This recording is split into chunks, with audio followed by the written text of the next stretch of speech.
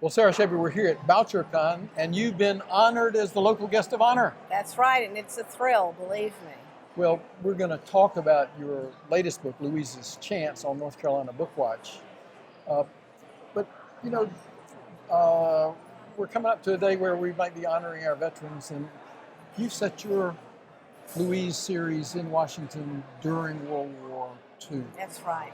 And I wonder, what have you learned about the veterans of that time in your research on this for this book? Well, I want to say that the best stories come from people who were there.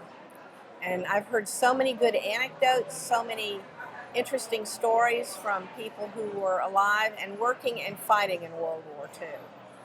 And I think if I was going to give anybody advice as Veterans Day approaches, it would be to talk to your veterans, hear their stories, write down what they have to say, even do a video interview of their memories, because someday it's going to be very important that we have those records. Well, I think that is tremendous advice, but it does make me curious about whether or not your conversations with people who lived in those times have helped you with your book set in those times. Always.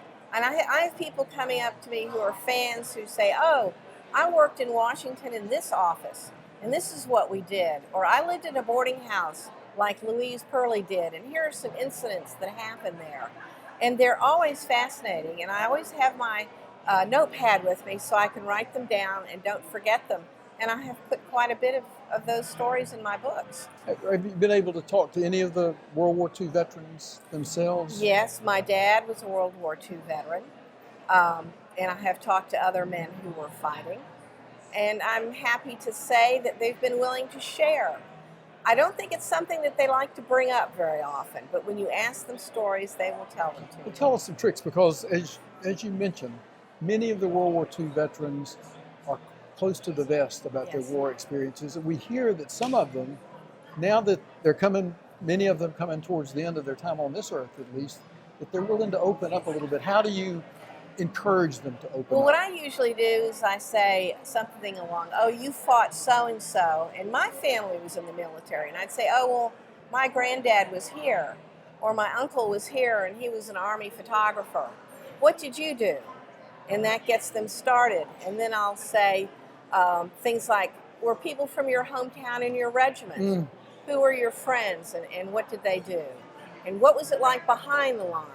And you can, if you start it that way, and let them know you're really interested and that you have some experience yourself or some understanding yourself of what it was like, then that works best. Well, some people say the last thing they want to talk about is whether they killed somebody or whether they were I would never ask them if they killed somebody. I would never do that.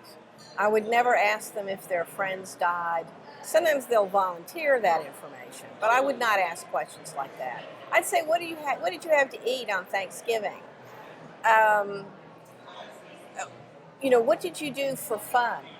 For one thing that I discovered from somebody is the Army gave out cards, and on the back of them they had the silhouettes of airplanes so that people could memorize what the different aircraft looked like.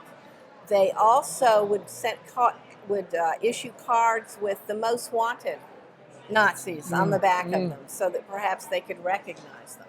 So that's the kind of thing that is really interesting. Well, a lot of people think that their memories aren't useful enough unless they can make a publishable memoir out of it. No, I would say just forget about commercial publication. Write your book, write your stories. It's inexpensive to have it printed up. Deposit it in your local library. Give it to all your friends so that record is out there. Because historians like me, we use those. Well, now, one other piece of advice, then I'll let you go. Okay, I promise. that's all right. But my relative might be too old to actually write his or her memoir. Give me a tip on. Well, you can tape record it or you can video record it. Either one. That works well, and everybody has a camera now that will do that. And you just say, Granddad or Grandmother, can I videotape this conversation? Because I'd like my children to be able to see it. And I have not ever had anybody say no. That's great advice.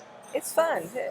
First of all, congratulations on being the local guest of honor Thank at you. VoucherCon in Raleigh, where there were more than almost 1,500 people here to It was a lot to of meet fun. you.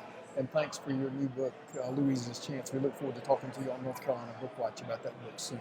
Thank you so much.